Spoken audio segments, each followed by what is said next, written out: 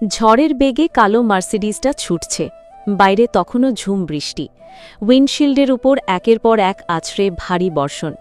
Wiper সেগুলো সরিয়েও সামলাতে পারছে না ঠিকঠাক। স্টিয়ারিংটা শক্ত করে ধরে আছে তাজধীর। চোয়াল শক্ত, চোখ দুটো ভয়ঙ্কর ঠান্ডা। এতটাই ঠান্ডা যে সেটা দেখলে যে কারো বুক অবধি কেঁপে কেঁপে উঠবে। গাড়ির ভেতরটা থমথমে। বারবার মাথায় একটাই দৃশ্য ঘুরে ফিরে আসছে তার।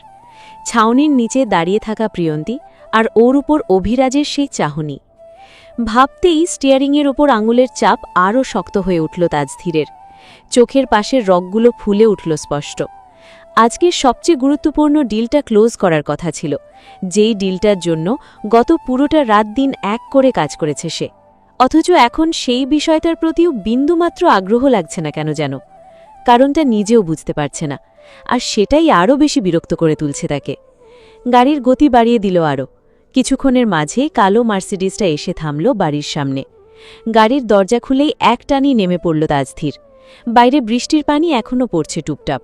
কয়েক সেকেন্ডেই ভিজে গেল কাঁধের এক পাশ, কিন্তু সেদিকে কোনো ভ্রুক্ষেপ নেই আজ তার। দ্রুত পায়ে এগিয়ে গিয়ে কলিং বেল চাপতেই কাজের মেয়ে রিনা দৌড়ে এসে দরজা খুলে দেয়। দরজা খুলেই থমকে যায় মেয়েটা। তাজধীরের মুখের অবস্থা দেখে ধরফর করে সরে দাঁড়ায় একপাশে। লোকটার চেহারা এমনিতেই গম্ভীর, কিন্তু এই মুহূর্তে আরও ভয়ঙ্কর লাগছে কিনা। রিনা মেয়েটা সরে দাঁড়াতেই হুড়মুড় করে ভিতরে ঢুকে তাজধীর। বড় বড় কদমে সোজা পা বাড়ায় সিঁড়ি ধরে। ড্রয়িং রুম পেরিয়ে সিঁড়ির দিকে এগিয়ে যেতে নিতেই রান্নাঘরের পাশ থেকে বেরিয়ে এলেন মোহনা। ছেলেকে অসময়ে দেখে চিন্তিত কণ্ঠে ডেকে ওঠেন তিনি। আয়ান, এসে পড়লি যে, শরীর খারাপ লাগছে নাকি? এই জন্যেই বলি টাইম মতো খেয়ে নিতে। আয় বাবা, খাবার রেডি করাই আছে, খেয়ে নে এসে। উত্তর করল না তাজধীর, থামল না, তাকালোও না অবধি। দ্রুত পায়ে সিঁড়ি বেয়ে উপরে উঠে চলে গেল। মোহনা অবাক হয়ে তাকিয়ে রইলেন। আবার ডাকলেন, আয়ান, কি হয়েছে বাবা? এবারেও উত্তর এলো না কোনো। পরমুহূর্তে ওপরতলা থেকে ঠাস করে দরজা বন্ধ হওয়ার শব্দ ভেসে এলো শুধু। চমকে উঠলেন মোহনা। কয়েক সেকেন্ড স্থির হয়ে দাঁড়িয়ে রইলেন একইভাবে। অতঃপর কুচকালেন কপাল। কিছু হয়েছে নাকি খালাম্মা? ভাইজান এমনি ঘুমরা মুখ কইরে রাখছে কেন হঠাৎ? রিনার প্রশ্নে চিন্তিত বদনে সোফায় বসলেন মোহনা। বুকের ভেতরটা অজানা দুশ্চিন্তায় ভরে উঠছে। ছেলেটা তার এমনিতেই কথা বলে কম, সবকিছু নিজের ভিতরেই চেপে রাখে। তবে শত কিছুতেই তার কথার উত্তর না দিয়ে উল্টো চলে যাওয়া মানুষ তো তার ছেলে না। মোহনার বুক ধকধক করে উঠল হঠাৎ। নিজের মনেই বিড়বিড় করে বললেন তিনি, আল্লাহ খাইর করুক, কি হইল ছেলেটার হঠাৎ? দুপুর পেরিয়ে বিকেল গড়ার আগ মুহূর্ত। বিয়ের অনুষ্ঠান শেষ করে অবশেষে বাড়ি ফিরেছে পাবেলরা। বাইরের বৃষ্টি অনেক আগেই থেমে গেছে, তবে আকাশটা ঢেকে আছে ভারী মেঘের আস্তরণে। দীর্ঘ কয়েক ঘণ্টার অনুষ্ঠান শেষে ভীষণ ক্লান্ত সকলেই। বাড়িতে ঢুকেই প্রিয়ন্তী হাফ ছাড়ল ছোট্ট করে। গাউনটা সামলে উঠে গেল সোজা নিজের থাকার রুমটায়। মাথাটা কেমন ঝিমঝিম করছে ওর। ওদিকে পাবেল আর মিতালিও নিজেদের রুমে ঢুকল। উফ, আজকে এক পা চলার শক্তিও আমার অবশিষ্ট নেই, শর্টের বোতাম খুলতে খুলতে বলল পাবেল। সবসময়ের মতো উত্তরটা দিল না মিতালি আজ।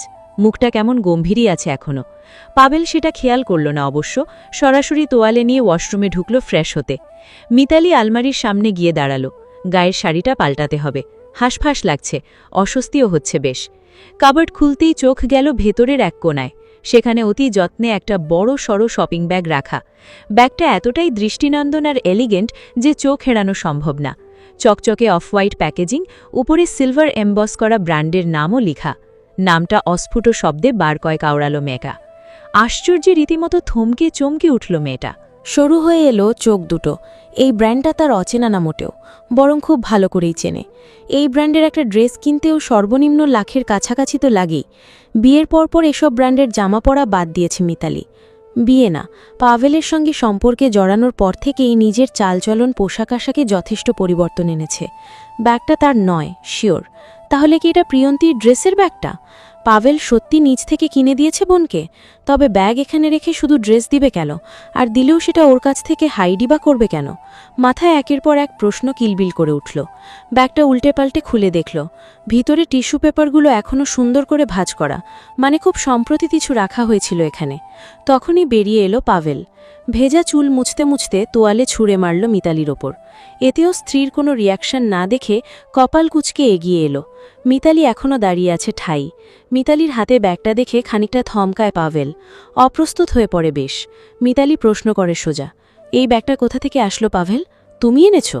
থমকানো গলায় প্রত্যুত্তর করে পাভেল। কোনটা? এটা? কেন প্রিয় তোমায় কিছু বলেনি? বিয়েতে যেই ড্রেসটা পরেছে সেটাই ছিল এটায়। তুমি কিনেছ? মিতালির সরাসরি প্রশ্নে কুণ্ঠায় যায় পাভেল। সংকোচ নিয়ে জানায়, এভাবে জেরা কেন করছো আজব? এখানে জেরা কোথায় পেলে তুমি? এই ব্র্যান্ডের জিনিস তুমি কোনোদিন কিনোনি, কিনতেও পারবে না আমি জানি। তাহলে এটা এলো কোথা থেকে? পাভেলের মুখ শক্ত হয়ে এলো কিঞ্চিত। কি বলতে চাইছো কি তুমি? আমি জানতে চাইছি সকালে প্রিয়ন্তীর ড্রেসটা কে পাঠিয়েছে। পাভেল প্রথমে চোখ সরিয়ে নিলে, খুব করে চাইল বিষয়টা আপাতত নিজের মধ্যেই রাখতে। গলায় জোর দিয়ে বলল, তাই? আরে বাবা, এত কিছু ভাবছো কেন? একটা ব্যাগই তো। আমি আবারও জিজ্ঞেস করছি, প্রিয়ন্তীর ড্রেসটা কে পাঠিয়েছে? পাভেল এবার বুঝল এড়িয়ে গিয়ে লাভ হবে না।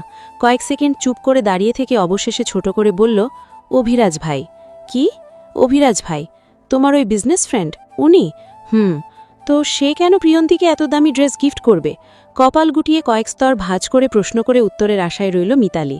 পাভেল শুকনো হেসে বলল, অভিরাজ ভাই এমনই, ওনার কাছে এগুলো কোনো ব্যাপারই না। কোনো ব্যাপার না মানে?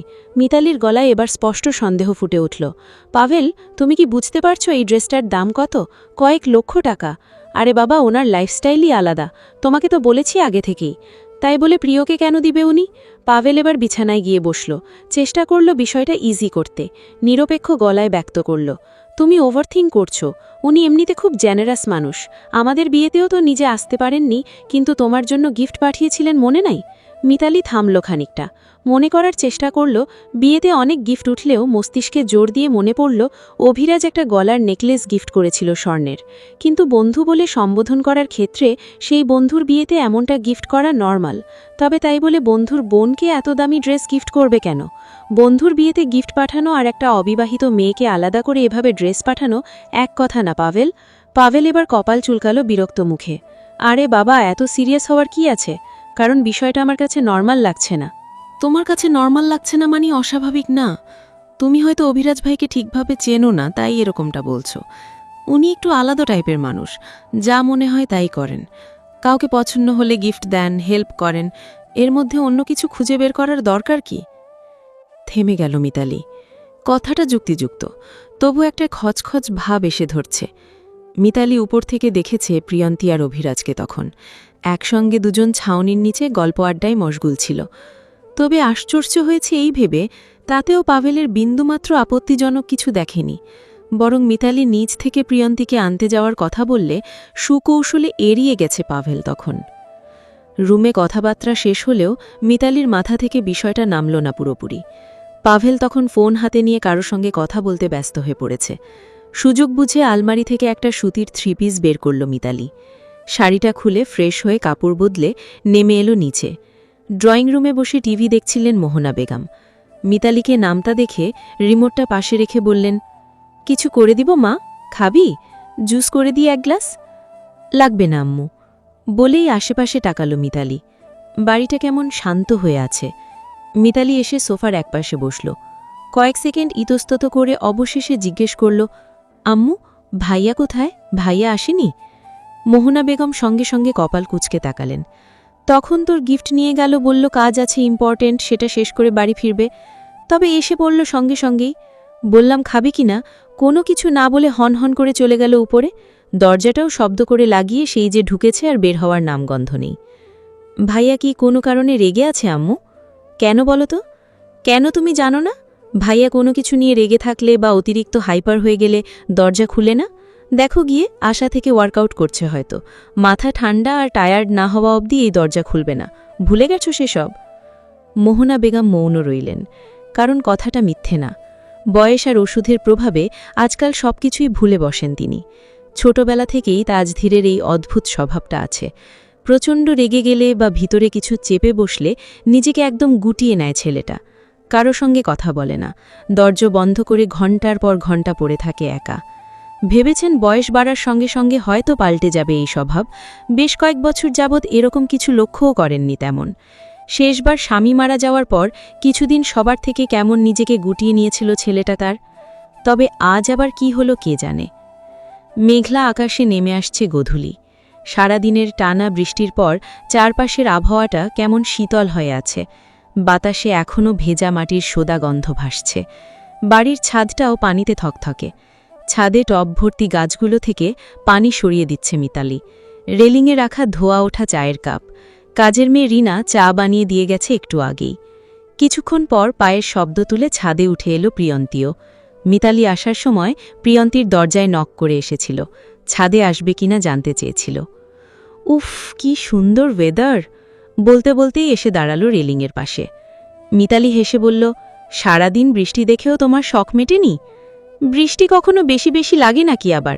সারা দিন কেন, সারা বছর লাগিয়ে বৃষ্টি হলেও আমার মন্দ লাগবে না। সেটা আমি জানি। চা খাবে? হুম। এগুলা কি গাছ ভাবি? এগুলো লিলি ফুল, তুমি চেনো না? চিনি, তবে নাম জানতাম না। বলেই এদিক ওদিক তাকালো। এরপর হুট করেই গলা ঝেড়ে খানিকটা কৌতূহল নিয়ে বলেই উঠল, উনি গানও শুনেন নাকি ভাবি?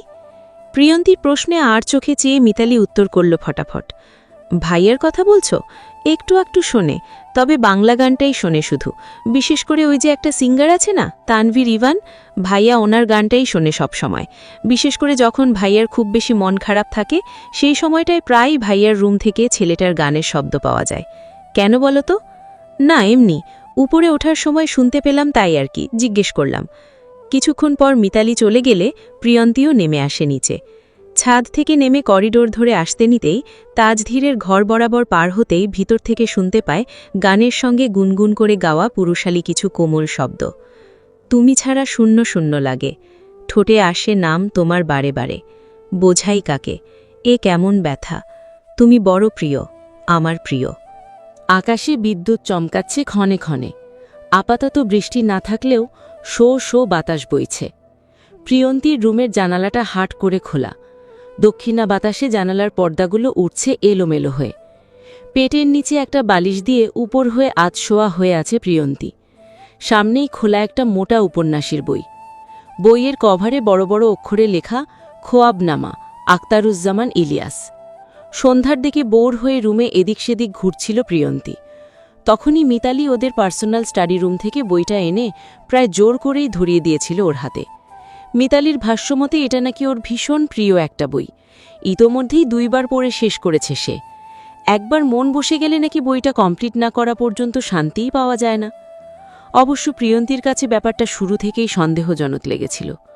তবুও মিতালির জোড়াজুড়িতে শেষমেশ বাধ্য হয়েই বইটা নিয়ে এসেছিল নিজের সঙ্গে। কিন্তু বই খুলে বসার পর থেকেই শুরু হলো আসল বিপর্যয়।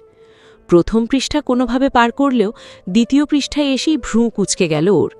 তৃতীয় লাইনে এসে তো মুখের ভাবই বদলে গেল পুরোপুরি।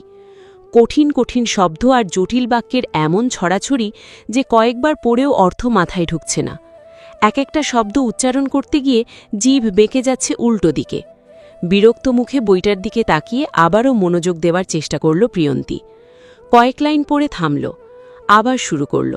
তারপরও কিছুক্ষণ পরপরই হাল ছেড়ে দিয়ে হাফ ছাড়ছে। নিজের অনিচ্ছা সত্ত্বেও আরও কয়েকবার চেষ্টা করল ও, কিন্তু প্রতিবারই ফলাফল একই। অবশেষে বিরক্তিতে বইটা ধপ করে বন্ধ করে বিছানার ওপর ছুঁড়ে ফেলে বলে উঠল, হায় আল্লাহ, এই বই পড়ার আগে তো বাংলা অভিধান নিয়ে বসতে হবে। এইসব কি লেখছে মানুষ, এগুলা উচ্চারণ করতে গিয়ে তো আমার দাঁত ভেঙে যাবে। বিরক্ত মুখে কথাটা বলে মুখ ফোলালো।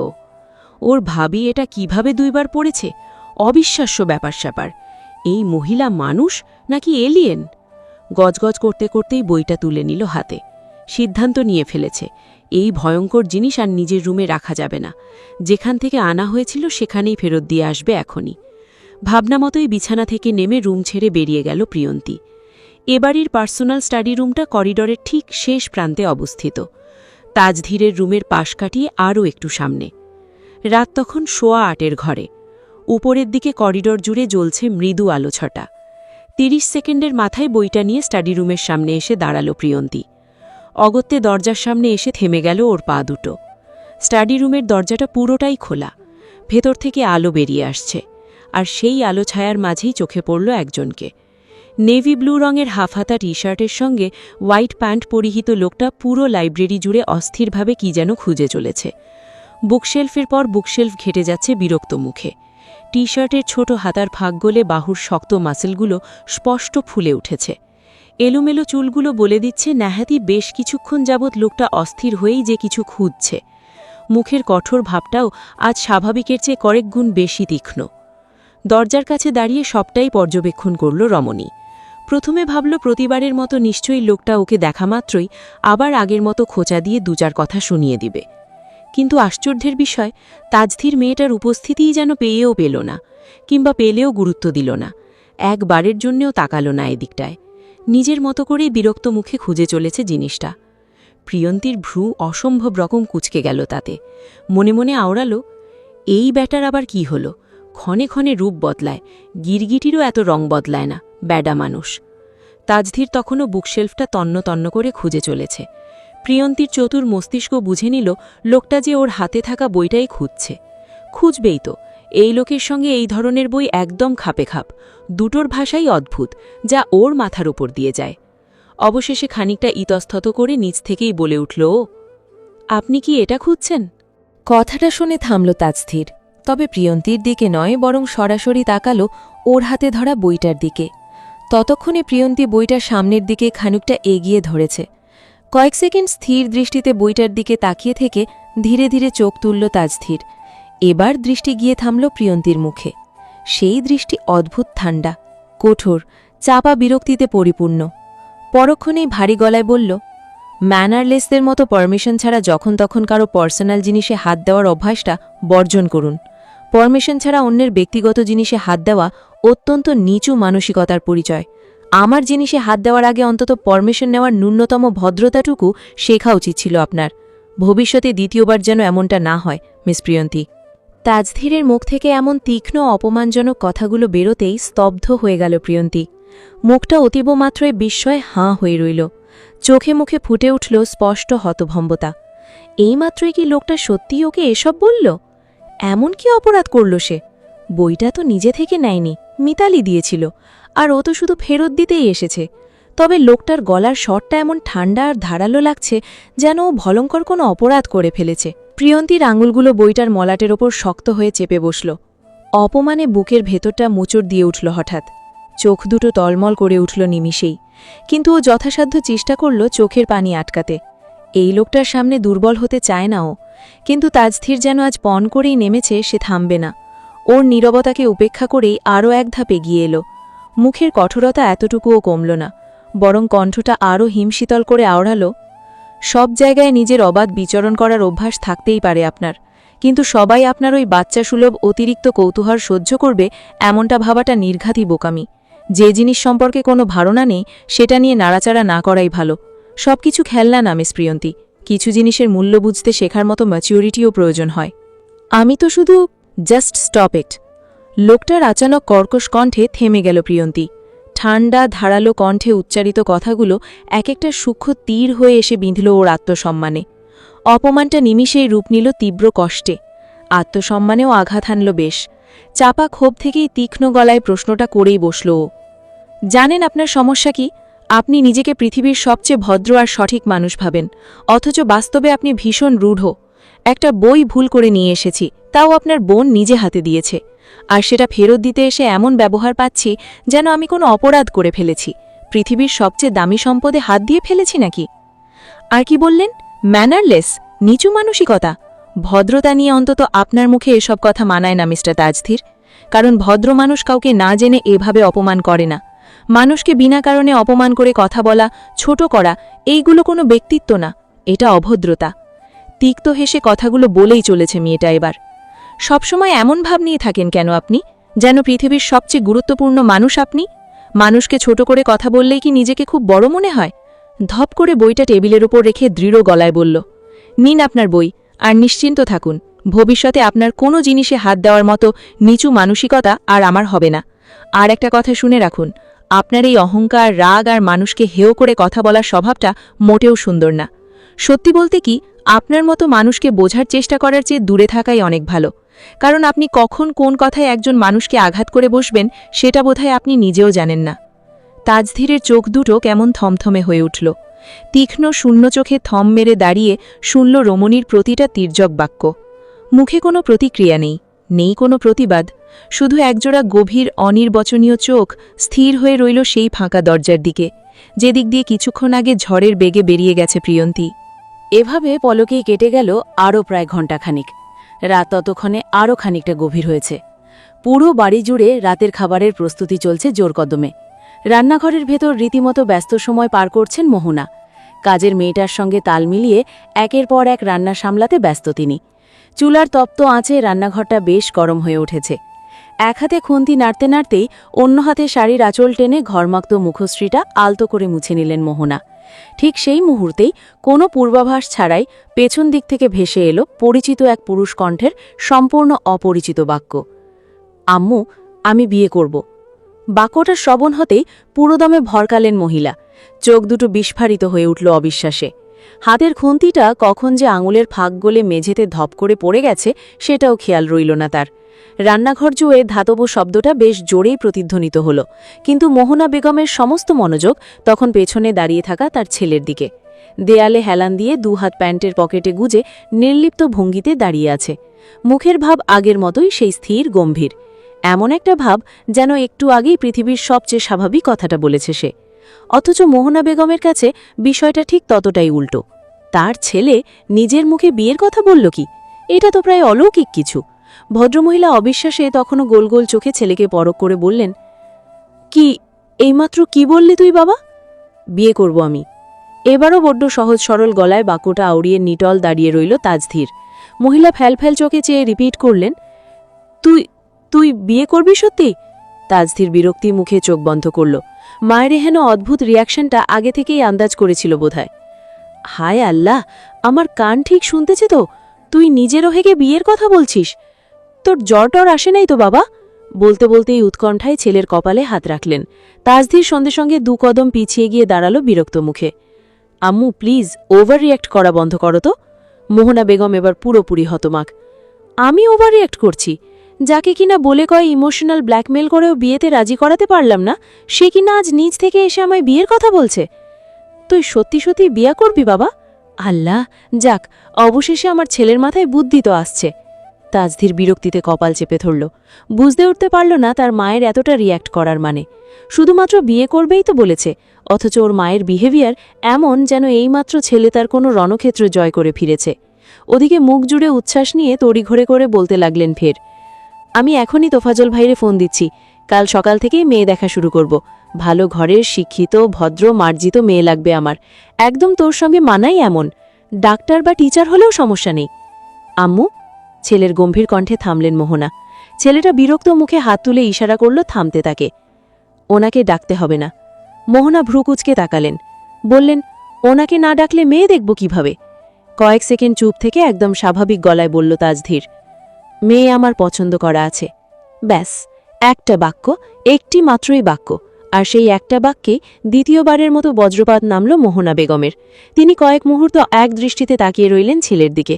চোখে মুখে স্পষ্ট অবিশ্বাস, যেন সামনে দাঁড়িয়ে থাকা মানুষটা তার ছেলে না, অন্য কেউ। কি, তুই মেয়েও পছন্দ করে রাখছিস? আমনু, তুমি ড্রামা বন্ধ করবে? মায়ের চিৎকারে তাজধীর এবার বিরক্ত হয়ে চোখ ঘোরাল। কিন্তু মোহনা বেগমের অবস্থা তখন দেখার মতো। তার ছেলে কিনা মেয়েও পছন্দ করে রেখেছে, এই জন্যই কি এতদিন যাবৎ বিয়ের পিড়িতে বসতে রাজি হয়নি? তাহলে সেই মেয়ের জন্যই কি? মোহনা বেগমের কৌতূহল তখন চরমে পৌঁছে গেছে। উত্তেজনায় প্রায় স্থির হয়ে দাঁড়িয়ে থাকতেই পারছেন না তিনি। চোখে মুখে স্পষ্ট আগ্রহ নিয়ে আরও খানিকটা কাছে সরে এলেন। বললেন, কোন মেয়ে বল না বাবা, কে সে, নাম কি, আমরা কি চিনি ওকে? এক নিঃশ্বাসও প্রশ্নগুলো ছুঁড়ে মুখ জুড়ে প্রশস্ত হাসি ফুটিয়ে উত্তরের অপেক্ষায় রইলেন। তাজধীর অবশ্য এখনও আগের মতোই শান্ত। পকেটে থাকা সদ্য ব্যান্ডেজ করা ডান হাতটা শক্ত করে চেপে ধরে নির্লিপ্ত গলায় জানাল, মিস প্রিয়ন্তী। মোহনা বেগমের মুখের প্রশস্ত অমায়িক হাসিটা নিভে গেল। আচমকা বিনা মেঘে বজ্রপাত এসে আছড়ে পড়ল যেন মাথায়। কে? প্রিয়ন্তী। আমাদের প্রিয়ন্তী, মানে মিতালির ননদ? পরক্ষণেই নির্বিকার গলায় জানাল তাজধীর, এছাড়া আর কোনো প্রিয়ন্তীকে চেনো তুমি? মোহনা বেগম এখনও পুরোপুরি ধাক্কাটা সামলে উঠতে পারছেন না। বিস্ময়ে কিছুক্ষণ ছেলের মুখের দিকে তাকিয়ে আন্দাজে কি যেন ভেবে চললেন কিয়ৎক্ষণ। প্রিয়ন্তী? তার ছেলেকে প্রিয়ন্তীকে পছন্দ করে? কবে থেকে? কই, তিনি তো এতদিন কিছু বুঝতে পারেনি। ছেলের মুখে পছন্দের কথা শুনে ভেবেছিলেন হয়তো মেয়েটার সঙ্গে তার দীর্ঘদিনের প্রেমের সম্পর্ক চলছে। তবে প্রিয়ন্তীর সঙ্গে? তার মানে ওরা কি আগে থেকেই পরিচিত? তুই কি সিরিয়াস আজান? আমি কি এসব বিষয় নিয়ে মজা করি বলে মনে হয় তোমার? মোহনা বেগম থমকালেন। না, সেটাও ঠিক। তার ছেলে এমন না যে হুটহাট আবেগে কিছু বলবে, বিশেষ করে বিয়ের মতো বিষয় তো নয়ই। কিছুক্ষণ চুপ থেকে তিনি আবার ধীরে ধীরে বললেন, কিন্তু প্রিয়ন্তীই কেন? কোনো উত্তর দিল না তাজধীর। মোহনা আবারও প্রশ্ন করলেন, প্রিয়ন্তীও কি তোকে পছন্দ করে? তাজধীর চোখ নামিয়ে কয়েক সেকেন্ড নীরব রইল। তারপর ধীর স্থির কণ্ঠে বলল, জানি না। প্রিয়ন্তী জানি এসব? জানার প্রয়োজন পড়েনি এখনো। মানে, তুই মেয়ে পছন্দ করে বসে আছিস আর মেয়ে কিছুই জানে না? হতবুদ্ধি গলায় বললেন মোহনা। তাজধীর এবার সোজা হয়ে দাঁড়াল, বলল, সব কিছু সবাইকে আগে থেকে জানাতে হয় না আম্মু। কিছুক্ষণ ইতস্তত করে আবার বললেন মোহনা, কিন্তু প্রিয়ন্তী তো অনেক ছোট এখনো, উপরন্তু তুই তো একদম উল্টো স্বভাবের মানুষ, অ্যাডজাস্ট করতে পারবি তো? সেটা একান্তই আমার ব্যাপার। আপাতত তোমায় জানালাম, আশা করছি প্রয়োজন অনুসারে এখন সমস্ত বন্দোবস্ত করবে তুমি। বলেই আর এক মুহূর্ত দাঁড়ালও না, দৃঢ় কদমে বেরিয়ে গেল রান্নাঘর থেকে, পিছনে ফেলে রেখে গেল মায়ের একরাশ সন্দেহ ভরা দৃষ্টি। মোহনা বেগম আনন্দে উত্তেজিত। এই আনন্দের সীমা নেই। কিছুক্ষণের মধ্যে নিজের আনন্দের শরিক করলেন মেয়েকেও। সবটা শুনে মিতালির অবস্থাও প্রায় নিজের মায়ের মতোই হয়েছিল। যদিও মিতালি আগে থেকেই জানত কিছুটা, তবে ভাইয়ের কাছ থেকে পুরোদস্ত শিওর হওয়ার পর মিতালির আনন্দের মাত্রার পরিমাণ তার মাকেও অতিক্রম করল। মোহনা প্রথমে কিছুটা দ্বিধাদ্বন্দ্বে ভুগলেও মিতালি মাকে আশ্বস্ত করল বেশি চিন্তা না করতে। সবচেয়ে বড় কথা, তার ভাই যে বিয়েতে রাজি, এটাই অনেক। তবে মোহনা বেগম শুরুতেই মেয়েকে কড়া গলায় বলে দিয়েছিলেন আপাতত পাভেলকে কিছু না জানাতে। প্রস্তাবটা তিনিই সরাসরি রাখতে চান। মিতালিও মাথা নেড়ে রাজি হল মায়ের কথায়। ডিনারের আয়োজনে ডাইনিং সাজাচ্ছে কাজের মেয়েটা। একে একে এসে বসল পাভেল, মিতালি। দাদি আগে খেয়েই ঘুমিয়ে পড়েছেন, তবে সেখানে উপস্থিত নেই তাজধীর আর প্রিয়ন্তী। প্রিয়ন্তীকে দেখতে না পেয়ে চেয়ার টেনে বসতে বসতেই মোহনা বেগম জিজ্ঞেস করলেন, প্রিয়ন্তী কই? মিতালি পানি ঢালতে ঢালতে উত্তর দিল, খাবে না বলেছে আম্মু, আমি ডেকে আসছিলাম, বলল ক্ষুধা নেই, লাইট অফ করে শুয়ে পড়েছে। স্বাভাবিকভাবেই নিজ প্লেটে খাবার তুলছিল পাভেল। কিছুক্ষণ নীরব থাকার পর হঠাৎ মোহনা বেগম গলা খাখাড়ি দিলেন। পাভেল মুখ তুলে তাকাতেই নিম্ন গলায় বললেন তিনি, তোমার সঙ্গে কিছু গুরুত্বপূর্ণ কথা আছে বাবা। জি আম্মু, বলুন। না, আগে খেয়ে নাও, এরপর না হয় একসঙ্গে বসে কথাটা বলি। পাভেল তাই মানল। সময় নিয়ে খাওয়া শেষ হতেই একসঙ্গে সোফায় গিয়ে বসল তিনজন। কাজের মেয়েটা টেবিল পরিষ্কার করছে। মিতালি অস্থির হয়ে আঁকুপাকু করছে। মোদ্দা কথা, সে খুবই এক্সাইটেড। ভাইয়ের বিয়ে উপলক্ষে তর সইছে না। মনে মনে প্ল্যানিংও করে ফেলেছে অনেক কিছু। প্রিয়ন্তীকে আগে থেকেই পছন্দ তার। কোথাও না কোথাও চেয়েছিল এই মেয়েটাই যদি তার ভাইয়ের বউ হতো। প্রিয়ন্তী মেয়েটা এরকম, যেমন দেখতে তেমন ব্যবহার, মন মানসিকতা। অবশেষে নীরবতা ভাঙলেন মোহনা। কথাটা কিভাবে শুরু করবেন বুঝে উঠতে পারছেন না। গলা ঝেড়ে বললেন তিনি, আসলে অনেক ভেবেচিন্তে একটা বিষয় নিয়ে কথা বলতে চাইছিলাম আর কি। পাভেল শান্ত গলায় বলল, বলুন আম্মু। দেখো বাবা, তুমি তো আর পর কেউ না, তাই সরাসরি মূল কথাটাই আসি। আমি চাইছিলাম প্রিয়ন্তীর ব্যাপারে একটা প্রস্তাব রাখতে। প্রস্তাব? ভ্রু বাঁকিয়ে প্রশ্নোত্তক চোখে তাকালো পাভেল। মোহনা বেগম মাথা নেড়ে বললেন, হ্যাঁ বাবা, আমি চাইছিলাম প্রিয়ন্তীকে আমাদের ঘরের বউ হিসাবে আনতে, আমাদের আজানের জন্য। কথাটা শেষ করে অধীর আগ্রহে অপেক্ষায় রইলেন কাঙ্ক্ষিত উত্তরের। পাভেলের মুখভাব বুঝার চেষ্টা করলেন। মিতালিরও উত্তেজনায় স্বামীর দিকে চেয়ে আছে। আম্মু, তাজধীর ভাইয়ার জন্য এটা আপনি আমাদের প্রিয়কে যোগ্য ভেবেছেন, সেটা শুনে খুবই ভালো লাগলো। সত্যি বলতে আমি নিজেও মনে করি প্রিয়ন্তীর জন্য তাজধীর ভাইয়ের মতো মানুষই পারফেক্ট। মোহনা বেগমের চোখমুখ আনন্দে চিকচিক করে উঠল নিমিষেই। কিন্তু ঠিক এর পরের মুহূর্তেই পাভেলের কণ্ঠস্মৃত বাক্যদয় মুখ থুবড়ে পড়লেন যেন ভদ্রমহিলা। কিন্তু এই প্রস্তাবটা আমি রাখতে পারবো না আম্মু। মোহনা বেগম ভোরকে গিয়ে আশাহত কণ্ঠে জানতে চাইলেন, কেন বাবা, আমাদের আজানকে কি তোমার পছন্দ নয়? দেখো বাবা, ছেলে হিসাবে বলছি না, তবে আমার আজানকে নিয়ে মা হয়ে তোমায় আমি 100% গ্যারেন্টি দিতে পারবো। আর তাছাড়া প্রিয়ন্তীকে আমারও খুব পছন্দ, তাহলে এখানে আপত্তি কোথায়? মিতালিও অবাক হয়ে তাকাল। পাভেল কিছুক্ষণ চুপ করে থেকে অতঃপর ধরা গলায় বলে গেল, তাজধীর ভাইয়াকে অপছন্দ করার কোনো অধিকার বা কারণ নেই আম্মু। এই প্রস্তাবটা না রাখতে পারার একটাই কারণ, প্রিয়র বিয়ে অন্য জায়গায় ঠিক হয়ে আছে আম্মু। অন্য জায়গায় মানে? কার সাথে? মাঝখানে ফোড়ন কেটে বলে উঠল মিতালি এবার। পাভেল ভারী গলায় উত্তর দিল, অভিরাজ ভাইয়ের সাথে। অভিরাজ? অভিরাজের নাম এর আগেও পাভেল সহ মিতালির মুখে অনেকবার শুনেছেন মোহনা, তবে এমন কিছু সম্পর্কে আঁচ করতে পারেননি। পাভেল গলা নামিয়ে দৃঢ় কণ্ঠে বলতে শুরু করল এবার, আম্মু, আজ আমি যে অবস্থানে বসে আপনার সঙ্গে কথা বলছি, এই অবস্থানে পৌঁছনোর পেছনে সবচেয়ে বড় অবদান একজন মানুষের, আর তিনি হচ্ছেন অভিরাজ ভাই। 4 বছর আগে আমার ব্যবসায় এমন একটা ধস নেমেছিল যে আমি প্রায় রাস্তায় বসে গিয়েছিলাম। ব্যাংকের ঋণ, পাওনাদারের চাপ, ব্যবসার ক্ষতি সব মিলিয়ে চারদিক অন্ধকার হয়ে গিয়েছিল। তখন মনে হয়েছিল জীবনটা বুঝি সত্যিই শেষ হয়ে গেল। মজার ব্যাপার জানেন, সুখের সময় মানুষের অভাব হয় না, কিন্তু বিপদ আসলে চারপাশটা হঠাৎ করেই ফাঁকা হয়ে যায়। যাদের নিজের ভাবতাম তারাই একে একে দূরে সরে গিয়েছিল। তখন আমার পাশে ছিল শুধু প্রিয়। মেয়েটা তখনও ছোট, কিন্তু ওকে নিয়েই নতুন করে বাঁচার চেষ্টা করছিলাম। ঠিক সেই সময়টাতেই অভিরাজ ভাই আমার জীবনে আসেন। উনি চাইলে দূর থেকে সহানুভূতি দেখাতে পারতেন, বাকিদের মতো দুটো সান্ত্বনার কথা বলেই দায়িত্ব শেষ করতে পারতেন, কিন্তু করেননি। উনি আমার পাশে দাঁড়িয়েছিলেন, আমার ব্যবসার পুরো কাঠামো নতুন করে দাঁড় করিয়েছেন, বিনিয়োগ করেছেন, পরামর্শ দিয়েছেন। দিনের পর দিন নিজের সময় নষ্ট করে আমাকে শিখিয়েছেন কোথায় ভুল করছি। আজ আমি যে অবস্থায় দাঁড়িয়ে আছি সেটা একা আমার কৃতিত্ব না, এর অর্ধেকেরও বেশি কৃতিত্ব অভিরাজ ভাইয়ের। থামল পাভেল, পরপর শ্বাস ছেড়ে বলতে শুরু করল আবার, অভিরাজ ভাই প্রিয়ন্তীকে অনেক আগেই পছন্দ করেন, আগে থেকেই বিষয়টা জানা নামায়। প্রথমে যখন বিষয়টা জানায় আমায়, তখন আমি সরাসরি না করিনি, আবার হ্যাঁও বলিনি, কারণ প্রিয় তখন অনেক ছোট ছিল। তাই বয়সের অজুহাতে আমি ওনার কাছে সময় চাই। বলেছিলাম বোন আমার কলেজ সম্পূর্ণ না করা অবধি আমি বিয়ে দেব না। উনি তাতেই নিঃশর্তে রাজি হয়ে গেছেন।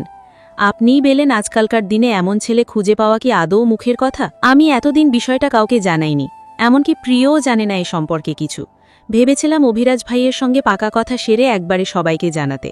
পাভেলের কথাগুলো শেষ হতেই ড্রয়িং রুম জুড়ে থমথমে নীরবতা নেমে এলো। মোহনা বেগম আশাহত হয়ে সোফার পিঠে হেলান দিয়ে বসলেন। এতক্ষণ ধরে বুকের ভেতর যে আনন্দ, যে উচ্ছ্বাস নিয়ে তিনি বসেছিলেন, মুহূর্তের মধ্যেই সব কিছু ভেঙে খান হয়ে গেছে। মাত্র কয়েক ঘন্টা আগেও তিনি মনে মনে কত কিছু ভেবে ফেলেছিলেন। প্রিয়ন্তী এই বাড়ির বউ হয়ে আসবে, মেয়েটা সকালবেলা তার সঙ্গে রান্নাঘরে গল্প করবে, খুনসুটি করবে, এই বাড়ির প্রতিটা কোণ আরও প্রাণবন্ত হয়ে উঠবে। আর সবচেয়ে বড় কথা, এতদিন পর প্রথমবারের মতো তার ছেলে নিজে থেকে কাউকে পছন্দ করেছে। সেই মেয়েটাকে নিয়েই কত স্বপ্ন বুনে খেলেছিলেন অজান্তেই। অথচ এখন মনে হচ্ছে সবকিছুই বুঝি মরীচিকা ছিল। এখানে অবশ্যই পাভেলকেও দোষারোপ করার কোনো যৌক্তিক কারণ নেই, ছেলেটার কথাগুলোও যুক্তিযুক্ত। তবুও কিছু একটা ভেবে তিনি সোজা হয়ে বসলেন। সম্পর্কের কথা পাকাপাকি না হওয়া পর্যন্ত সবকিছুই তো পরিবর্তন হতে পারে। হয়তো আরেকবার ভেবে দেখার অনুরোধ করতে চাইছিলেন তিনি, হয়তোবা ছেলের মনের কথাটাও জানাতে চাইছিলেন। অমনি ভদ্রমহিলা আকবারই কিছু বলতে যাবেনই, অগত্যা মেয়ের হাতের ইশারায় থেমে গেলেন মাঝপথে। পাশে বসে মিতালি মায়ের হাত চেপে বলল আপাতত চুপ থাকতে। মেয়ের ইশারায় চুপ করে মেয়ের দৃষ্টি অনুসারে সিঁড়ির দিকে চাইতেই স্তম্ভিত হয়ে গেলেন তিনি। সিঁড়ির মাঝামাঝি ধাপে দাঁড়িয়ে আছে তাজধীর। কখন থেকে দাঁড়িয়ে আছে কে জানে, তবে মুখভঙ্গি দেখে বোঝা যাচ্ছে শুনেছে হয়তো সবটা। মূলত তাজধীরের ইশারাতেই মিতালি মাকে থামায়। তবে তাজধীর আর তখন নামল না, আর না ব্যয় করল একটি বাক্য, বরং উল্টো ঘুরে দৃঢ় কদমে সোজা উপরের দিকে উঠে চলে গেল। নিশির আকাশ জুড়ে নিরন্তর ভেসে বেড়াচ্ছে ঘন ঘন মেঘের আস্তরণ। থেকে থেকে ভেসে আসছে কুকুরের ক্ষীণ স্বর। কখনো সখনো বিদ্যুতের ঝলকানিতে মেতে উঠছে পুরো ধরনী। নিমেষেই আবার চারপাশ গ্রাস করছে ঘুটঘুটে অন্ধকার। ঘুটঘুটে সেই অন্ধকারে ডুবে থাকা সিদ্দিক কুঞ্জের ছাদটার এক কোণে স্থির হয়ে দাঁড়িয়ে আছে এক নিঃসঙ্গ মানব। কালো টি শার্টের হাতা কোনোই পর্যন্ত গোটানো, এলোমেলো চুলগুলো বাতাসে বারবার উড়ে গিয়ে পড়ছে কপালের উপর। ডান হাতটা সাদা ব্যান্ডেজে মরে থাকলেও মানবের বাম হাতে জ্বলজ্বল করছে জ্বলন্ত সিগারেট। সিগারেটের প্রতি কখনোই বিশেষ আসক্তি ছিল না তার। প্রয়োজন ছাড়া এই জিনিসটাকে ছুঁয়েও দেখত না। দায়িত্ব আর শৃঙ্খলাই ছিল তার জীবনের সবচেয়ে বড় অংশ। তবে দীর্ঘ কোনো মিশনের সময় যখন চাপ অসহনীয় হয়ে উঠত কিংবা টানা ব্যস্ততায় নিজেকে সামলানোর অবকাশ মিলত না, তখন খুব বেশি হলে 1-2টি সিগারেটের ধোঁয়ায় ক্ষণিকের ক্লান্তি ঝেড়ে ফেলত। কিন্তু আজকের রাতটা অন্যরকম। আজ হিসেব করে পুরো 2 প্যাকেট সিগারেট শেষ করেছে তাজধীর। ছাদের একপাশে ছড়িয়ে ছিটিয়ে পড়ে আছে অসংখ্য পোড়া ফিল্টার আর ছাইয়ের স্তূপ।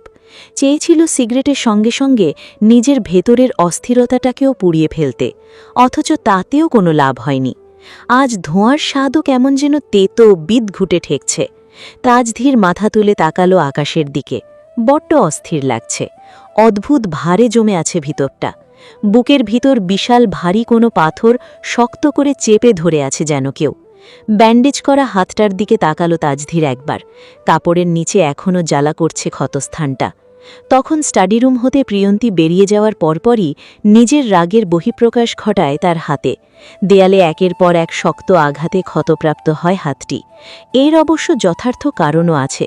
উত্তেজিত হওয়া, নিয়ন্ত্রণ হারানো, আবেগের বশে সিদ্ধান্ত নেওয়া, এসব তার স্বভাবের সঙ্গে যায় না। সে তো এমন ছিল না কখনই। বছরের পর বছর কঠোর প্রশিক্ষণ, শৃঙ্খলা আর দায়িত্ববোধ তাকে শিখিয়েছে প্রতিকূল পরিস্থিতিতেও মাথা ঠান্ডা রাখতে। তাহলে আজকাল কি হচ্ছে তার? কেন সামান্য কিছু কথাতেই ভেতরটা এভাবে তোলপাড় হয়ে যাচ্ছে? কেন নিজের রাগের ওপর নিয়ন্ত্রণ রাখতে পারছে না? এত এত প্রশ্নের ভিড়ে উত্তরহীন তাজধীর তাকালো মেঘলা খোলা আকাশের পানে। দীর্ঘশ্বাস বেরিয়ে এলো বুকের গভীর থেকে। অজ্জব, যুদ্ধক্ষেত্রে দাঁড়িয়ে থেকেও কখনো এমন অস্থির হয়নি। অসংখ্য কঠিন মিশনে অংশ নিয়েছে, মৃত্যুকে খুব কাছ থেকে দেখেছে, সহযোদ্ধার রক্তাক্ত শরীর কাঁধে তুলে নিরাপদ স্থানে নিয়ে এসেছে। বিস্ফোরণের শব্দ, গুলির বৃষ্টি, মৃত্যুভয় কোনোটাই তাকে ভেঙে দিতে পারেনি এভাবে। অথচ সামান্য একটা মেয়ের চোখের জল তাকে এভাবে অস্থির করে দিতে পারে, সেটা কখনো কল্পনাও করেনি। আর সবচেয়ে বিরক্তিকর বিষয় হল, সে জানে প্রিয়ন্তী এখন তাকে ঘৃণা করছে, হয়তো অহংকারীও ভাবছে, নিষ্ঠুর ভাবছে, রূঢ় ভাবছে। তাজধীর মাথা নিচু করল, বাম হাতের আঙুল দিয়ে আলতো করে স্পর্শ করল ডান হাতের ব্যান্ডেজটা। ক্ষতটা এখনও তাজা, কিন্তু আশ্চর্যভাবে হাতের ব্যথার চেয়েও বেশি পোড়াচ্ছে অন্য কিছু। অনুশোচনা, তীব্র, অসহনীয় অনুশোচনা। আকাশে আবার বিদ্যুৎ চমকালো। সাদা আলো এসে এক মুহূর্তের জন্য আলোকিত করে গেল তার গম্ভীর মুখটা। রাত প্রায় 2টোর দিকে ছাদ ছেড়ে নিচে নেমে এলো তাজধীর। এরপরই ল্যাপটপ নিয়ে বসে যায়। পার হয় আরও ঘণ্টাখানেক। একান্ত মনোযোগে কি যেন করে যাচ্ছে এক ধ্যানে। এভাবেই পার হলো 3টের ঘর। তীক্ষ্ণ চোখে একটা পুরনো ফাইলের দিকে অনেকক্ষণ তাকিয়ে থাকল। অনেক বছরের বেশ পুরনো একটা ফাইল। কোনো একটা কারণেই সেটা স্থগিত হয়েছিল এতটা বছর, হয়তো ইচ্ছাকৃতভাবেই স্থগিত করানো হয়েছিল। চেয়ারে হেলান দিয়ে মাথা কাত করল তাজধীর। এরপর ফোন তুলে সোজা ফোন করল কাউকে। নিজে কোয়ার্টারে গভীর ঘুমে অচেতন হয়ে মাঝারি আকারের টেবিলটার নিচে সাপের মতো পেঁচিয়ে মেঝেতে ছড়িয়ে ছিটিয়ে পড়ে আছে অর্ণব। পরনে একটা হাফ প্যান্ট আর অফ হোয়াইট রঙা টি-শার্ট। যথারীতি যুদ্ধক্ষেত্র সদৃশ ঘুম যাকে বলে আর কি। অমন সময় কেঁপে উঠে পাশে থাকা যান্ত্রিক ডিভাইসটা। ফোনের বিকট শব্দে বিরক্তি হয়ে কুঁকড়ে উঠে অর্ণব। দ্বিতীয়বার রিং বাজতেই চোখ আধ খোলা করে যথারীতি রিসিভ করে কানের পাশে চেপে ধরতে ধরতে একবার নাম্বারটাও পরখ করে নিল। স্ক্রিনে জলজল করছে যমদূত নামটা। অর্ণব বিরক্তিতে গজগজ করল, এই সালার আবার এই মাঝরাতে কোন চুলকানি উঠছে? কল রিসিভ করে হাই তুলে বলল, কিরে ভাই, রাত 3:30টায় কার জানাজা পড়াতে ফোন দিছস? ঘুমাচ্ছিলি? অর্ণব চোখ উল্টালো। বড্ড স্বাভাবিক গলায় বলল, না, ভোর 4টায় উঠে যোগব্যায়াম করতেছিলাম, তারপর ভাবলাম একটু ধ্যান করি। এখন তুই ফোন দিয়ে আধ্যাত্মিকতা নষ্ট করলি। এখন বল কি হয়েছে? ইডিয়েট, আমাদের পরবর্তী মিশনের আপডেট কি? ফাইলগুলো রেডি রেখেছিস? ভোর 3:30টায় মানুষের মাথায় প্রেম আসে, বউ আসে, আর তোর মাথায় আসে ফাইল। ভোর 4:30টায় তোর ফাইলের কথা মনে পড়ল? ভাই, তুই কি ঘুমাস না? আমি ফিরছি। কোথায়? ব্যাকে। মুহূর্তে ঘুম পুরোপুরি উবে গেল অর্ণবের। তাজ্জব হয়ে বলল, এই ভোরবেলা? সকালে আয় ভাই, বিশ্বাস কর এখন একটু উঠতে মন চাচ্ছে না। তুই বরং যেখানেই আছিস সেখানে একটু অপেক্ষা কর, ফজর হোক, সূর্য উঠুক, তারপর আয়। ইডিয়েট, আমি এখন আসছি না, 2 দিনের মধ্যে আসছি। ওহ। তাজধীর আবার বলল, আচ্ছা শোন, আমি কিছু ইনফরমেশন পাঠাচ্ছি। বলতে বলতে টেবিলে রাখা ল্যাপটপে কয়েকটা ফাইল ট্রান্সফার করল। ফোনে নোটিফিকেশন ভেসে উঠতেই অর্ণব খুলে দেখল। তারপর তাজধীর বলল, 1 hour, I want every single detail within 1 hour. তুই কি বুঝতেছিস তুই কি করতে যাচ্ছিস? খুব ভালোভাবেই। এই কেসটা বন্ধ হয়েছিল বহু বছর আগে, ফাইল সিল করা হয়েছিল, রিপোর্ট মুছে ফেলা হয়েছিল। জানি। শুধু জানিস, এই কেস নিয়ে শেষবার নড়াচড়া করতে গিয়ে কি হয়েছিল ভুলে গেছিস? ভুলিনি। তাহলে আবার কেন? এটা কতটা রিস্কি জানিস না? জানি, আমাদের লাইফের রিস্ক বলে কিছু নেই। আমরা যখন এই প্রফেশনে এসেছি তখন সব কিছু বিসর্জন দিয়ে এসেছি। হেড জানতে পারলে প্রবলেম হবে। হতে দে, অ্যান্ড সেটা হয়েছিল তোদের ফল্টে। তবে আগেরবারের মতো বোকামি তাজধীর সিদ্দিক আজান করছে না। তোর নিজেরও অনেক ক্ষতি হয়ে যেতে পারে। জানি, সব কিছু জেনেও কেন আগুনে ঝাঁপ দিতে চাইছিস হঠাৎ? তোকে যেটা করতে বলা হয়েছে সেটা কর। 5 মিনিটস অলরেডি গন। অর্ণব দীর্ঘশ্বাস ফেলল। বুঝল তাজধীর কথা ঘুরিয়ে দিয়েছে, মানে আসল কারণটা বলবে না, যেমনটা সবসময় করে। অবশেষে হাল ছেড়ে দিয়ে বলল, ঠিক আছে, 1 ঘন্টার মধ্যে রিপোর্ট পাঠাচ্ছি। Good, now do it fast. বলে কল কাটল তাজধীর। বন্ধ করল ল্যাপটপের শাটার। উঠে সোজা বেলকনিতে গিয়ে দাঁড়াল। মেঘের আড়ালে লুকিয়ে থাকা চাঁদটাও লুকোচুরি খেলছে, দেখা দিচ্ছে না। সেই ঢেকে থাকা চাঁদের দিকে এক মনে তাকিয়ে বিড়বিড় করে বেসে উঠল মানব। ভালোবাসা জীবনে একাধিকবার এসে কড়া নাড়ে, তবে মায়া তেমন নয়। কাউকে ভালোবাসলেই যে তার মায়ায় পড়তে হবে এমনও কোনো বিধান নেই। অথচ কারো মায়ায় পড়ে গেলে তাকে ভালোবাসা ঠিক যেন নিয়তির অবধারিত পরিণতি। ভালোবাসার সংজ্ঞাল অনুভূতি, আর মায়া সে তো অস্তিত্ব। আপনি আমার সেই মায়া, মিস ব্লু হাফমুন। আর তাজধীর সিদ্দিক আজান কখনো নিজের অস্তিত্বের সঙ্গে আপোষ করে না, কক্ষণই না। বলেই বাঁকা হাসল তাজধীর, যেই হাসির পিছনের কারণ জানা নেই কারো, বরং হাসিটা অনেকটা এমন যেন বহুদিন ধরে মাথার ভেতর ঘুরপাক খাওয়া কোনো জটিল সমীকরণের উত্তর অবশেষে খুঁজে পেয়েছে সে। পূর্বাকাশে উদিত হয়েছে সূর্যি মামা। ঘড়ির কাঁটা সবে 6টা ছুঁয়েছে মাত্র। রাতভর এক ফোঁটা ঘুম হয়নি তাজধীরের। ফ্রেশ হয়ে কালো একটা ট্রাউজার আর ধূসর রঙের একটি সাদামাটা টি শার্ট পরে নিচে নেমে এলো। খুঁজল মাকে, না পেয়ে বাইরে বের হয়ে এলো। ফজরের নামাজ আদায় করার পর প্রায় প্রতিদিনই বাড়ির সামনের বাগানে কিছুটা সময় হাঁটাহাঁটি করেন মোহনা। আজও তার ব্যতিক্রম হয়নি। তাজধীর দৃঢ় পায়ে এগিয়ে গেল বাগানের দিকে। সকালের স্বর্ণালী আলোয় বাগানটার তাজা ফুলগুলো চিকচিক করছে। সেই শান্ত পরিবেশের মাঝখানেই হাতে তসবি নিয়ে ধীর পায়ে হাঁটছিলেন মোহনা। ছেলের উপস্থিতি টের পেয়ে ঘুরে তাকালেন তিনি। এত সকালে উঠেছিস কেন বাবা?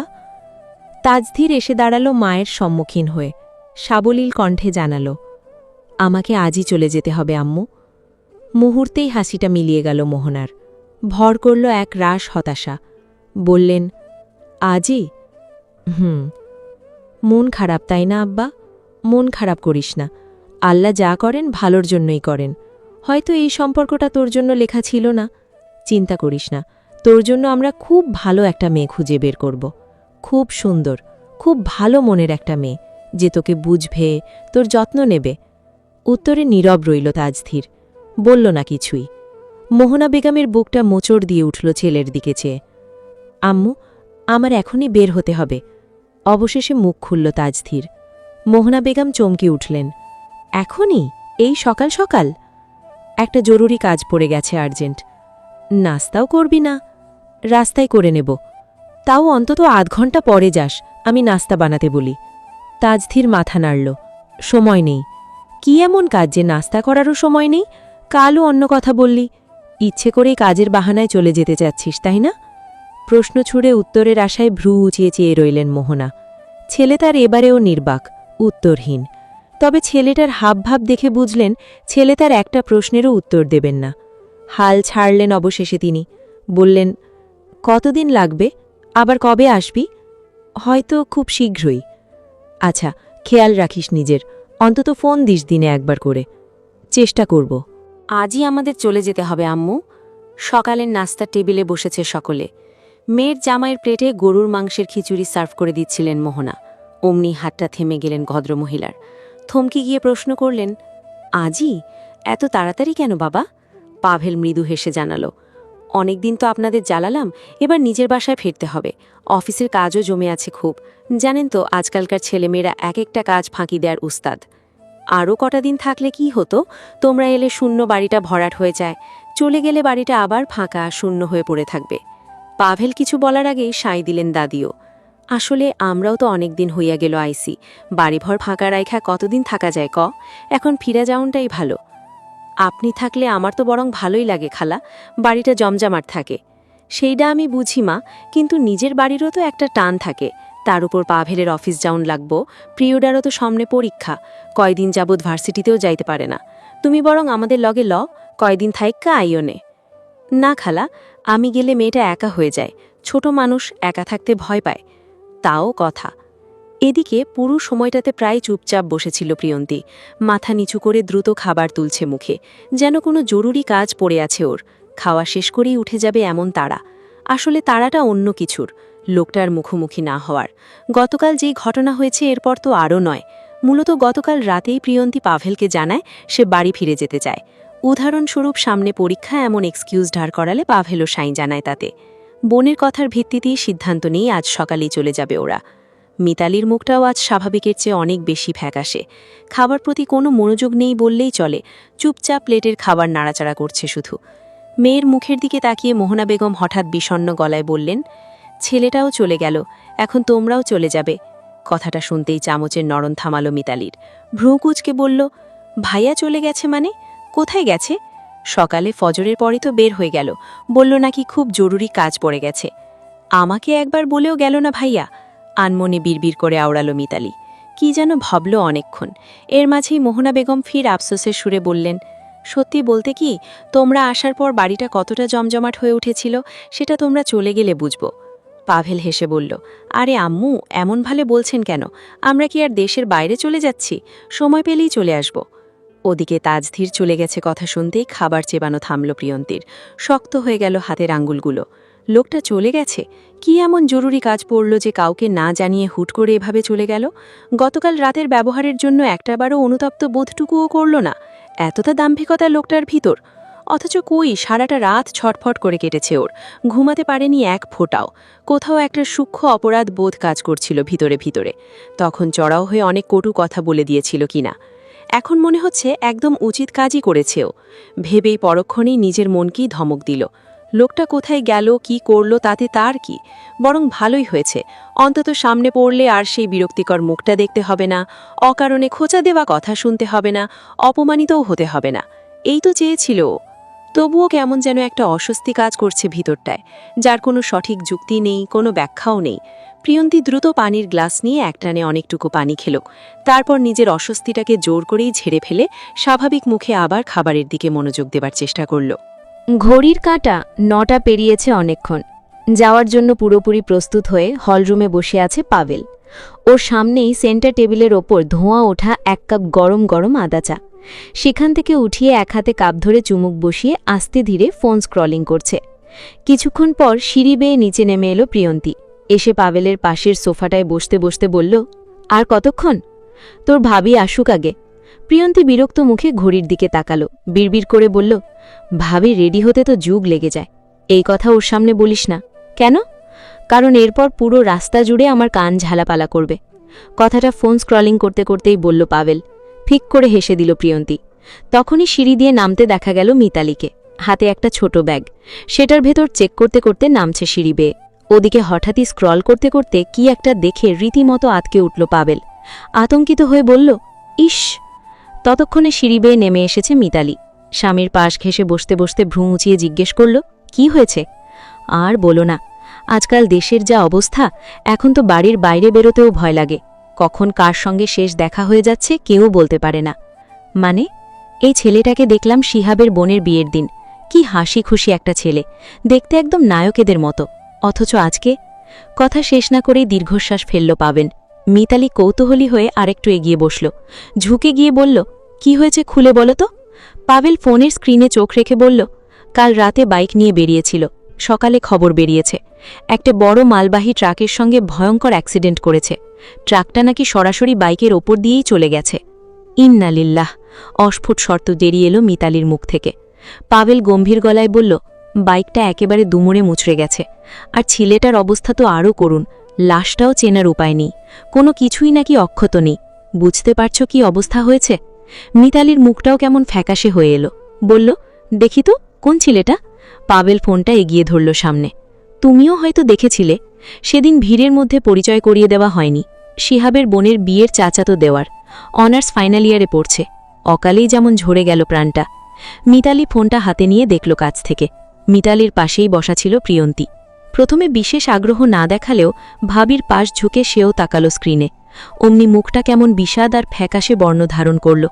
স্ক্রিনে পাশাপাশি দুটি ছবি, একটাতে ছেলেটার স্বাভাবিক হাসিমাখা মুখ, অন্যটাতে দুর্ঘটনার পরের ছবি, ছিন্নভিন্ন হয়ে পড়ে থাকা দেহাবশেষ।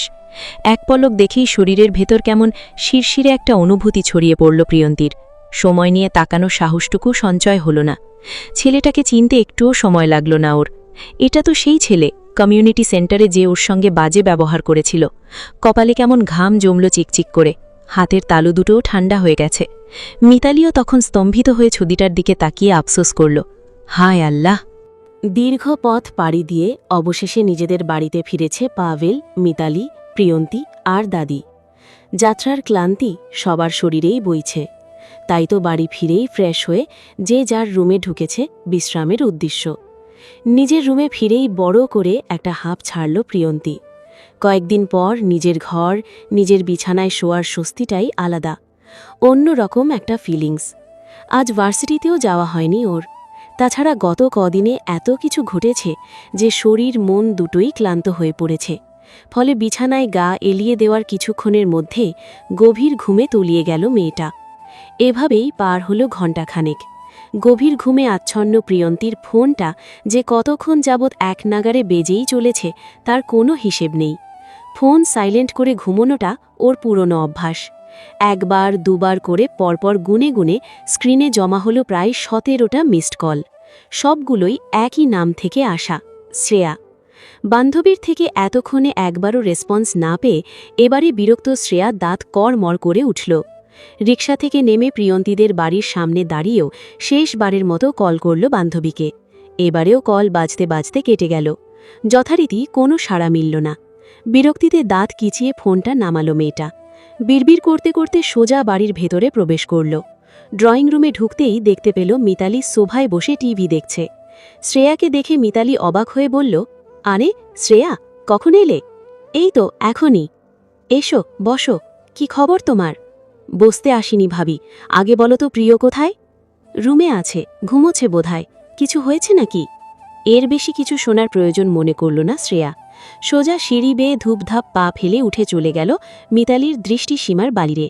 সোজা এসে থামল বান্ধবীর কক্ষের সামনে। ভেতরে ঢুকেই দেখতে পেল মেয়েটা একেবারে নিশ্চিন্ত মনে কম্বল জড়িয়ে ঘুমিয়ে আছে। শ্রেয়ার এমনিতেই মাথা গরম। সোজা গিয়ে বিছানার পাশে দাঁড়িয়ে চেঁচিয়ে উঠল এবার, এই প্রিয়, উঠ উঠ মাইয়া। মেয়েটা উঠা তো দূর, নড়ল চলল না অবধি। দিব্যি পড়ে পড়ে ঘুমাচ্ছে, যেমন কত রাত নির্ঘুম কাটিয়ে অবশেষে শান্তির একখান ঘুম দিয়েছে। বান্ধবীর এহেন অবস্থায় শেষমেশ বিরক্ত হয়ে কম্বল ধরে টান দিল শ্রেয়া। উঠ উঠ বলছি। এবারে কাজ হলো কিছুটা। প্রিয়ন্তী কুকড়ে গিয়ে আবারও ঘুমোনোর চেষ্টা করে কম্বল পেঁচিয়ে নিল শরীরে। ঘুমো ঘুমো কণ্ঠে বলল, উফ, কি হয়েছে? কি হয়েছে মানে? এখানে আমার জীবন নিয়ে টানাটানি, আর তুই পড়ে পড়ে আরামসে মতো ঘুমাচ্ছিস। বলতে বলতেই টেনে হিঁচড়ে উঠিয়ে বসালো মেয়েটাকে। চোখ দুটো এখনও আধ বোঝা প্রিয়ন্তীর। এলোমেলো চুলগুলো সরিয়ে হাই তুলে বলল, তুই এখানে কখন এলে? এই তো এখনই। কেন? কেন এসেছে সেটা পরে বলি, এখন বেশি কথা না বলে তাড়াতাড়ি রেডি হ, বাইরে বেরোবো আমরা। বাইরে বেরোবো মানে? কোথায় যাব? আমার সাথে যাবি তুই। সেটা তো বুঝলাম, কিন্তু যাবোটা কোথায়? সেটা গেলেই দেখতে পাবি। কোথাও যাচ্ছি না আমি, তোর দরকার হলে তুই যা, আমায় ঘুমোতে দে প্লিজ। যাবি না মানে? তুই যাবি, তোর ঘাড় যাবে। জলদি উঠ, উঠে রেডি হ, 5 মিনিটের মধ্যে বেরোবো আমরা। প্রিয়ন্তী এখনও পুরোপুরি ঘুমঘোর কাটিয়ে উঠতে পারেনি। চোখে মুখে স্পষ্ট বিস্ময় নিয়ে শ্রেয়ার দিকে তাকিয়ে বলল, তুই পাগল হয়ে গেছিস? কিসব আবল তাবল বকছিস? যে পর্যন্ত না বলবি কোথায় যাবি আমি এক পাও নড়ছি না। আর কি হয়েছে তোর? চেহারা এমন লাগছে কেন?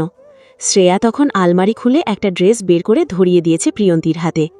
এত বেশি কথা বলিস না, আমার কাছে সময় নেই, প্লিজ তাড়াতাড়ি রেডি হ। কিন্তু কিন্তু 5 মিনিট। শ্রেয়ার মুখের ভাব দেখে আর তর্ক করার সাহস পেল না প্রিয়ন্তী। বাধ্য মেয়ের মতো ওয়াশরুমে ঢুকে গেল। সত্যি সত্যি 5 মিনিটের মধ্যে কোনো মতে রেডি হয়ে বেরোতে শ্রেয়া ওর হাত চেপে ধরল। চল। আরে কোথায় যাচ্ছিস সেটা তো অ্যাটলিস্ট বলবি। যেতে যেতে বলছি, আয় দ্রুত। বলেই প্রায় টেনে হিঁচড়ে নিচে নামিয়ে আনল বান্ধবীকে। সিঁড়ি দিয়ে নামতে নামতে চিৎকার করে বলল, ভাবি, প্রিয়া আমার সঙ্গে যাচ্ছে, আমি বাসায় ড্রপ করে দিয়ে যাব, আমাদের আসতে একটু লেট হবে। মিতালির উত্তর শোনারও প্রয়োজন মনে করল না। তার আগেই প্রিয়ন্তীকে নিয়ে ঝড়ের বেগে বেরিয়ে গেল বাড়ি থেকে। বাড়ির সামনে দাঁড়িয়ে থাকা একটা সিএনজি থামালো শ্রেয়া। দুজন উঠে বসতেই সে তড়িঘড়ি করে বলল, মামা, মিরপুর বেরিবাদ চলেন, আর একটু জোরে চালাইবেন, একদম সর্বোচ্চ স্পিডে, আজকে হাতে নাতে ধরবো শালারে। মাথা খারাপ তোর? অ্যাক্সিডেন্ট করে মারতে চাস নাকি আমাদের? আর কাকে ধরবি হাতে নাতে? কাকে? আর ওই হারামির বাচ্চাকে। শ্রেয়া, এক্স্যাক্টলি তুই বলবি এবার কাহিনীটা কি, আর আমরা কোথায় যাচ্ছি, কেন যাচ্ছি? ফোঁস করে বলে উঠল প্রিয়ন্তী। শ্রেয়া বারবার সময় দেখছে ফোনের স্ক্রিনে। ওখানে চোখ রেখেই রুক্ষ ক্রুদ্ধ স্বরে চেঁচিয়ে উঠল, কি হয়েছে মানে? ওই বেইমানটা আমার সাথে ডাবল টাইমিং করছে। কি? কোন বেইমান? কি করেছে? কার কথা বলছিস? কে আবার? শুভ। শালা দুজনের সাথে ডাবল টাইমিং করছে। আজকে শালাকে একদম হাতে নাতে ধরব। তুই কিভাবে জানলি? শ্রেয়া ক্ষুব্ধ গলায় বলল, আজ দুপুরে খবর পাইছি, আমার এক পরিচিত ওদের দুজনকে একসাথে মিরপুর বেরিবাঁধে রেখছে, হাতে হাত ধইরা ঘুরতে সে লাইলি মজনু। হতে পারে ভুল দেখছে। ভুল দেখে না, ছবিও পাঠাইছে, বলেই ফোনটা এগিয়ে দিল। প্রিয়ন্তী ছবিটার দিকে তাকিয়ে কিছুক্ষণ চুপ থাকল। সত্যি দূর থেকে একটা ছেলে আর মেয়েকে দেখা যাচ্ছে, যদিও মুখ পরিষ্কার বোঝা যাচ্ছে না। তবুও শ্রেয়ার রাগের মাত্রা দেখে মনে হচ্ছে সে পুরোপুরি নিশ্চিত। আচ্ছা, 1 মিনিট, তুই তো কখনো ওনাকে হ্যাঁ বলিসনি, তাহলে এত সিরিয়াস হচ্ছিস কেন? শ্রেয়া সঙ্গে সঙ্গে সোজা হয়ে বসল। হ্যাঁ বলিনি তোকে, মনে মনে তো ঠিকই হ্যাঁ বলে দিয়েছি। মানে তুই বুঝ সালারে, আমি 2 মাস ধরে ঝুলাইতেছি। ও আমারে প্রতিদিন মেসেজ দিবে, কল দিবে, প্রেমের ডায়লগ মারবে, আর পিছনে আরেকজন নিয়ে ঘুরবে। কিন্তু তুই তো রাজিও হোসনি। রাজি হই নাই ঠিক আছে, কিন্তু বেইমানি করার লাইসেন্সও তো দেই নাই। প্রিয়ন্তী কপালে হাত ঠেকালো। তোর যুক্তি আমার মাথার উপর দিয়ে যাচ্ছে। কি বলছিস কিছুই তো বুঝতে পারছি না, একটু বুঝিয়ে বলবি? শুভ ভাইয়ের সঙ্গে তোর রিলেশন চলছে কবে থেকে? আর তুই আমাকে এই ব্যাপারে কিছু জানাসনি কেন এতদিন? যাক, আমার মাথায় ঢুকছে এটাই যথেষ্ট। এখন চুপ থাক, অতিরিক্ত টেনশনে এমনিতেই মেজাজ হাই হয়ে আছে। ওই হারামির রাগ নইলে তোর উপর ঝাড়ব। প্রিয়ন্তী দীর্ঘশ্বাস ফেলল। সিএনজিটা ততক্ষণে শহরের ব্যস্ত রাস্তা পেরিয়ে দ্রুত এগিয়ে চলেছে মিরপুর বেরিবাঁধের দিকে। শ্রেয়া বারবার ফোনের স্ক্রিনে চোখ রেখে অস্থিরভাবে পা নাড়িয়ে যাচ্ছে, যেন সামনে কোনো যুদ্ধ অপেক্ষা করছে, আর সেই যুদ্ধ সে জিতেই দম নেবে, তার আগে নয়। মিরপুর বেরিবাঁধে পৌঁছতে পৌঁছতে বিকেল প্রায় গড়িয়ে এসেছে। সিএনজিতে থামার সঙ্গে সঙ্গেই তড়িঘড়ি করে ভাড়া মিটিয়ে ফেলল শ্রেয়া। তারপর কোনো কথা বলার সুযোগ না দিয়ে প্রিয়ন্তীর হাত চেপে ধরে টেনে নিয়ে যেতে লাগলো ভেতরের দিকে। আরে আস্তে, মানুষ নাকি বস্তা টানছিস শ্রেয়ার বাচ্চা? চুপ করে আয় তো, আমি পড়ে যাব তো বালল। পড়লে টেনে ওঠাবো, এখন চল। প্রিয়ন্তী বিরক্তিতে মুখ পাকালো। এই দিকটায় এর আগে কখনো আসেনি প্রিয়ন্তী। পশ্চিম আকাশ জুড়ে ছড়িয়ে আছে কমলা আর সোনালি আভা। দূরে বিশাল জলরাশি, সূর্যের আলোয় চিকচিক করছে তা। এদিক ওদিক ছড়িয়ে আছে ছোট ছোট চায়ের দোকান, ভ্রাম্যমান ফুচকার স্টল, ভুট্টা বিক্রেতা আর অসংখ্য মানুষের আনাগোনা। কেউ পরিবার নিয়ে ঘুরতে এসেছে, কেউ বন্ধুদের সঙ্গে আড্ডা দিচ্ছে, আবার কেউ নির্জনতা খুঁজে একটু দূরের গাছগাছালির আড়ালে বসে আছে। বাঁধের একপাশে জলরাশি হলেও অন্য পাশে ঝোপঝাড়, বুনো গাছপালা আর খানিকটা জঙ্গল ঘেরা নিরিবিলি এলাকা। আর সেই জঙ্গল ঘেরা অংশেই গোয়েন্দা সেজে নেমেছে শ্রেয়া। বারবার এদিক সেদিক খুঁজে চিরুনি তল্লাশি চালাচ্ছে। প্রিয়ন্তীর মনে হচ্ছে ওর বান্ধবী বয়ফ্রেন্ডকে নয়, বরং কোনো আন্তর্জাতিক অপরাধীকে ধরতে এসেছে। একটা সময় হাঁটতে হাঁটতে হাঁপিয়ে উঠল প্রিয়ন্তী। শ্রেয়া বইন, আমার পক্ষে অসম্ভব না, আমি আর পারছি না। চুপ করে আয় তো, সত্যি বলছি আমার পক্ষে সম্ভব না বইন, তুই খোঁজ। বলে কাছের একটা সিমেন্টের বসার জায়গায় ধপাস করে বসে পড়ল ও। শ্রেয়া অবিশ্বাস নিয়ে তাকালো, চোখ কপালে তুলে বলল, মানে কি? বান্ধবীর এই অসময় তুই এই কথা বলছিস? তুই বুঝতে পারছিস আমার মনের অবস্থা? বসে থাকা অবস্থাতেই কোমরে 2 হাত চেপে খিটমিটিয়ে বলল প্রিয়ন্তী, ঠিকই আছে, আরও কর রিলেশন আমাকে না জানিয়ে। একদম ঠিক হয়েছে, নে নে, মজা নে আরার সঙ্গে। দেখিস তোর ভাগ্যেও যেন এরকম না হয়, তখন বুঝবি কেমন লাগে। প্রথমত, আমার কোনো বয়ফ্রেন্ড নাই। দ্বিতীয়ত, থাকলেও আমি তোর মতো গোয়েন্দাগিরি করে বেরিবাঁধ চষে বেড়াতাম না। ওরকম ছেলেকে হ্যাঁ বলতে গিয়েছিলি কোন আক্কেলে শুনি? দেখতেই তো কেমন 2 নাম্বার লাগে। বড় বড় কথা বলিস না, ভালোবাসা বলে কয়ে হয় না, এমনিতেই হয়ে যায়। এমন ভালোবাসার খেতায় আগুন। তুই খোঁজ তোর ভালোবাসাকে, আমার পক্ষে সম্ভব না। শ্রেয়া কিছুক্ষণ তাকিয়ে থেকে দীর্ঘশ্বাস ফেলে বলল, আচ্ছা ঠিক আছে, তুই এখানে ওয়েট কর, আমি দেখছি আশেপাশে খুঁজে। আচ্ছা, এখানেই থাকিস কিন্তু, কোথাও যাবি না? আমি যেন ফিরে এসে এখানেই পাই তোকে। যাব না। প্রিয়ন্তী মাথা নেড়ে সাই দিল।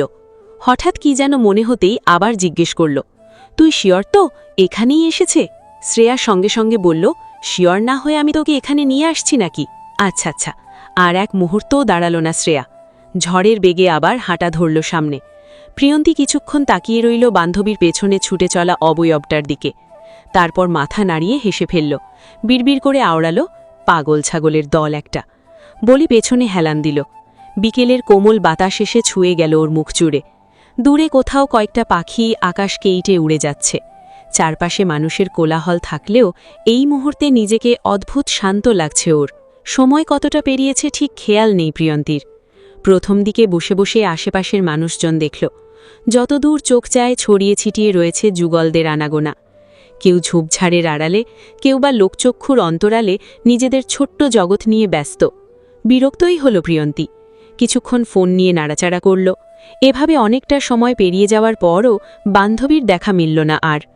আকস্মিক আকাশটাও কেমন বদলে গেল। গুমগুম শব্দ তুলে ডাকতে লাগল মেঘ। এ যাত্রায় প্রিয়ন্তী চমকে মাথা তুলল, চাইল খোলা বিস্তর আকাশের পানে। আকাশের অবস্থা ভালো না। কয়েক মুহূর্ত আগেও পশ্চিম আকাশে সূর্যের শেষ আলোটুকু দেখা যাচ্ছিল, অথচ এখন ঘন কালো মেঘে ঢেকে গেছে প্রায় পুরো আকাশ। বৃষ্টিহীনা বজ্রধ্বনি শুনতে পেল আর একটা। ক্রমশই চারপাশ কেমন অন্ধকারে ডুবে যাচ্ছে যেন। এমনিতেই বিকেল শেষের দিকে, তার ওপর মেঘে ঢেকে যাওয়ায় আলো আরও কমে এসেছে। প্রিয়ন্তী এবার ভালো করে চারপাশে তাকালো। অদ্ভুতভাবে জায়গাটা আগের চেয়েও অনেক বেশি নির্জন লাগছে। যেসব পরিবার, বন্ধুবান্ধব আর ঘুরতে আসা মানুষজন কিছুক্ষণ আগে চারপাশে ছিল, তাদের অনেকেই চলে গেছে। কিছু দোকানও গুটিয়ে ফেলছে তাদের জিনিসপত্র। বাতাসের গতিও বেড়েছে। গাছের পাতাগুলো শোঁ শোঁ শব্দ তুলে দুলছে। প্রিয়ন্তীর বুকের ভেতরটা কেঁপে উঠল আচমকায়। শ্রেয়া কোথায়? মেয়েটা তো বলেছিল একটু দেখে আসবে, কিন্তু সেই একটু তো অনেক আগেই পার হয়ে গেছে। ভ্রু কুচকে উঠে দাঁড়ালো প্রিয়ন্তী।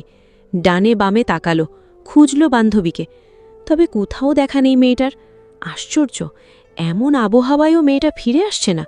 উদ্বেগের সূক্ষ্ম একটা রেখা ফুটে উঠল। আরও কয়েক মিনিট অপেক্ষা করল সেখানে দাঁড়িয়ে। তবে এবারেও এলো না মেয়েটা। এবার সত্যি সত্যিই অস্বস্তি হতে শুরু করল ওর, সাথে ভয়ও। ভয় অস্বস্তি থেকে জন্ম নিল রাগ। উদ্বেগী হয়ে ভাবল, ওর আবার কোনো বিপদ টিপদ হলো না তো? কথাটা ভাবতেই বুকের ভেতরটা মোচড় দিয়ে উঠল। না না, শ্রেয়ার মতো মেয়ের কিছু হবে কেন? শ্রেয়া তো ওর থেকেও বেশি সাহসী, স্ট্রং। নিজেকেই বোঝানোর চেষ্টা করল প্রিয়ন্তী, কিন্তু তাতেও শান্ত হতে পারছে না মন। কারণ চারপাশের পরিবেশটাই কেমন যেন অস্বস্তিকর লাগছে হুট করে। ঝোপঝাড়গুলো কেমন আরও ভয়ানক লাগছে দেখতে। বাতাসটা পর্যন্ত কেমন ঠান্ডা হয়ে গেছে।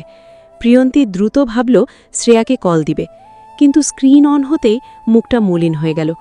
ফোনের কালো স্ক্রিনে ভেসে উঠল মাত্র একটিই বার্তা, ব্যাটারি এমটি। তারপরই সম্পূর্ণ বন্ধ হয়ে গেল ফোনটা। মেয়েটা কয়েক সেকেন্ড নির্বাক হয়ে তাকিয়ে রইল শুধু। এরপর বিরক্তিতে কপালে হাত ঠুকল। ধুর, আজকেই মরতে হলো ব্যাটারিটাকে। রাগে ক্ষোভে প্রায় দাঁত চেপে বলে উঠল। ফোনটা ঝাঁকিয়ে আবার চালু করার চেষ্টা করল। কোনো লাভ হলো না তাতে। এবার সত্যি সত্যিই নিজের ওপর রাগ হতে লাগলো ওর। মনে মনে অন্তত 10 বার শ্রেয়ার গোষ্ঠী উদ্ধার করল। বালের মাইয়া, নিজে কোথায় উধাও হয়েছে তার ঠিক নেই, আমাকে এনে ফেলে গেছে জঙ্গলের মধ্যে। বিরক্তিতে গজগজ করতে করতে অবশেষে বেঞ্চ থেকে উঠে দাঁড়ালো।